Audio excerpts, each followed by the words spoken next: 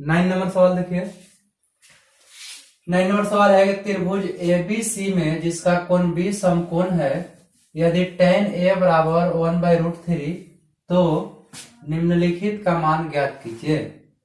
एक त्रिभुज एबीसी है और उसमें कोण बी समकोण है, दिया हुआ है 1/√3। तो पहला number sin a into cos C plus cos a into sine C का मान ज्ञात करना है। दूसरा number cos a into sine C cos C. अगर कभी ऐसा सवाल आया किसी त्रिभुज एबीसी या किसी त्रिभुज पीक्यूआर, तो सबसे पहले आपको एक त्रिभुज बनाना होगा। तो इस सवाल को हल करने से पहले हमको एक त्रिभुज बनाना होगा, एबीसी।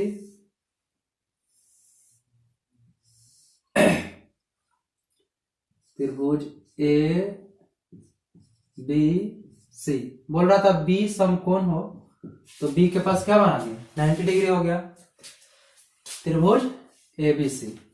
ठीक, अब आपको दिया हुआ है tan a बराबर 1/√3, तो इसलिए हम लिख सकते हैं tan थीटा बराबर p/b, और इधर हो गया 1/√3। हमको p का वैल्यू 1 पता चल गया और b का वैल्यू √3, तो h का वैल्यू हमको निकालना है। तो h बराबर हम लिख सकते हैं √p² प्लस b²। तो h बराबर आ जाएगा आपको 1 का स्क्वायर प्लस √3 का स्क्वायर। 1 का स्क्वायर 1, स्क्वायर से रूट कैंसिल हो गया 3, h बराबर √4। तो h का वैल्यू कितना आ गया 2, p का वैल्यू 1, b का वैल्यू √3, h का वैल्यू 2 हो गया।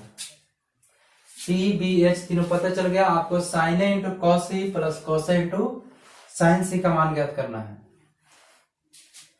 तो यहाँ पे हम sin a cos a sin c cos c का मान पता करना होगा। चलिए कर लेते हैं। तो पहले नंबर निकालेंगे, sin a बराबर क्या होगा, sin a यानी कि कोण कहाँ बन रहा है, a के पास बन रहा है। तो जब कोण a के पास बनेगा तो लंब BC हो जाएगा और आधार AB हो जाएगा, कर्ण AC रहेगा। ठीक है, तो sin a कहता है तो लंब हो जाएगा BC और बटा AC, यानी कि P/H। तो sin a बराबर हम लिख सकते हैं BC बटा AC, और sin a बराबर BC का वैल्यू मतलब क्या, लंब है, लंब है, तो यहां आ जाएगा 2, 1√3। तो आपको sin a बराबर आ गया 1/2। ठीक, अब निकालेंगे cos a। cos थीटा बराबर b/h। cos a, कोण a के पास लंब हो गया था, आधार आपका हो जाएगा AB और बटा AC, AB बटा AC। तो cos a बराबर आपको वैल्यू चल गया, AB का मान कितना है √3 और AC का मान 2। साइन हो गया, cos a हो गया, और आ गया sin c cos c। sin c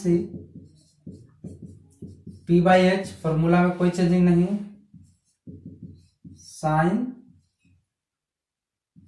sin c p बटा h, c यानी कोण यहां बनेगा, और जब कोण यहां बनेगा तो लंब हो जाएगा AB और कर्ण हो जाएगा AC, AB/AC। तो आपको आ गया sin c बराबर AB बराबर आ गया √3 और AC का वैल्यू आ गया 2।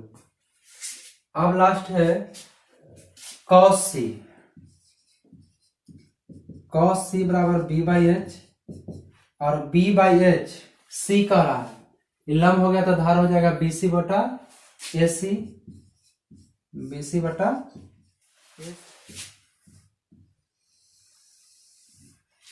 इसलिए cos c बराबर 1/2 हो गया।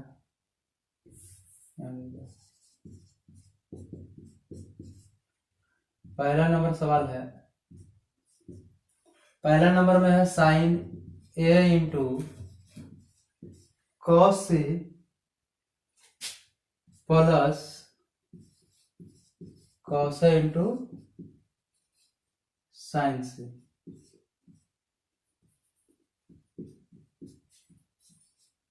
Sign into cos C plus cos A into sine सी।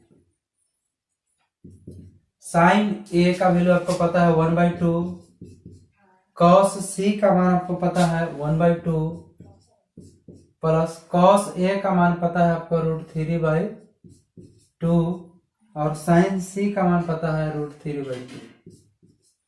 चलिए आगे 1/4 प्लस 3/4 एलसीएम लो तो आ जाएगा 4, 1 प्लस 3 मिलकर हो जाएगा 4/4, तो 4/4 कट गया तो कितना आ गया सर? 1 आ गया। ठीक है, इस तरह से अगर हम चाहें तो इसी का दूसरा वैल्यू भी ज्ञात कर सकते हैं। स्पेस कम होने की वजह से इस तरह से बना देते बाबू।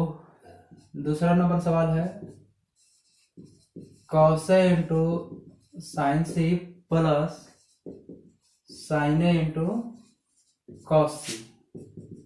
कॉस ए, देखिए कॉस ए का वैल्यू कितना आया √3/2 into sine C, sine C का वैल्यू आया √3/2 प्लस साइन ए 1/2 या माइनस है हो माइनस कॉस सी 1/2। ये आ जाएगा आपको 3/4 माइनस 1/4, एलसीएम ले लो तो आपका आ जाएगा 4, 3 - 1 कितना बच गया 2/4, 1/2, तो आपको लास्ट आंसर आ गया 1/2। ठीक, तो इस तरह से इसे हल करेंगे। पहला नंबर सवाल का आंसर आया 1 और दूसरा नंबर क्वेश्चन का आंसर आया 1/2। 10 नंबर सवाल, 10 नंबर सवाल है त्रिभुज पी क्यू आर में, त्रिभुज पी क्यू आर में। तो सबसे पहले एक त्रिभुज बना लेते हैं पी क्यू आर। त्रिभुज पी क्यू आर हो गया। कहता है त्रिभुज पी क्यू आर में जिसका कोण क्यू समकोण है P R plus Q R, P R यानी कर्ण प्लस क्यू आर बराबर 25 और पी क्यू बराबर 5, पी क्यू बराबर 5 है। तो sine P cos P tan P का मान ज्ञात करें। इस सवाल में थोड़ा सा झंझट है। पहले हम लोग दिया रहता था कि पी का मान कितना है, बी का मान कितना है, तो एच का मान निकाल लेंगे, या फिर एच का मान दिया रहता था, पी का मान दिया रहता था तो बी का मान निकाल लेते थे। इस तरह से करके दिया रहता था। लेकिन इस सवाल में क्या है कि P R plus Q R यानी कि कर्ण और प्लस आधार को जोड़ने पर 25 आता है तथा लंब का मान 5 है। तो ज्ञात करें साइन ए बराबर क्या होगा, कॉस ए बराबर क्या होगा। इस तरह से साइन पी कॉस पी का मान ज्ञात करना है। तो इस कंडीशन में आपको कैसे हल करेंगे आगे देखिए। मान लेते हैं हम, जैसे मानते हैं कि ये जो आधार है, आधार का वैल्यू कितना है x मान लेते हैं। हमको दिया हुआ है कि ये दोनों को जोड़ने पर 25 आता है। तो अगर हम इसको x मानते हैं तो पी आर का वैल्यू कितना आ जाता है 25 माइनस x। इसका वैल्यू 25 माइनस x आ जाता है। चलिए माना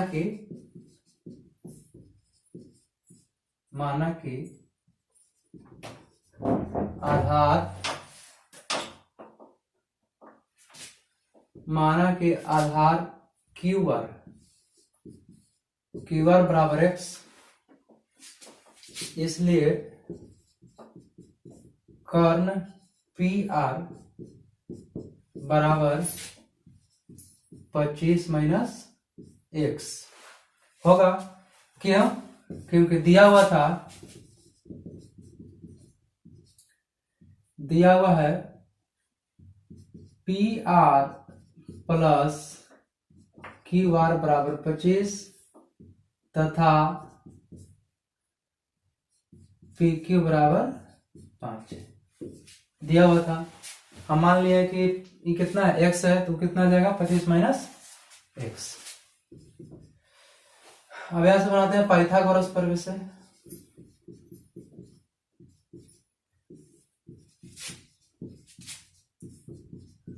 पाइथागोरस में होता है कर्ण स्क्वायर बराबर लंब स्क्वायर प्लस आधार स्क्वायर।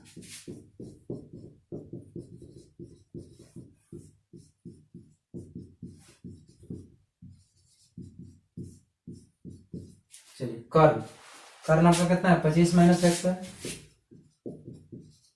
का होल स्क्वायर बराबर लंब 5 का स्क्वायर आधार एक्स का स्क्वायर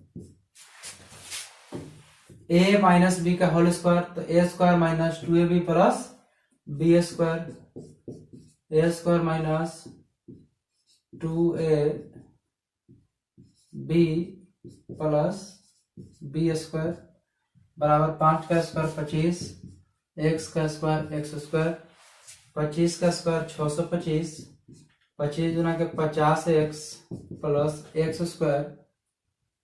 अब यहाँ देखो ई एक्स स्क्वायर से एक्स स्क्वायर कट जाएगा तो आपको बच जाएगा इधर कितना 25 को इधर लाते हैं, इसलिए हमारा समीकरण बन जाएगा कि 50 एक्स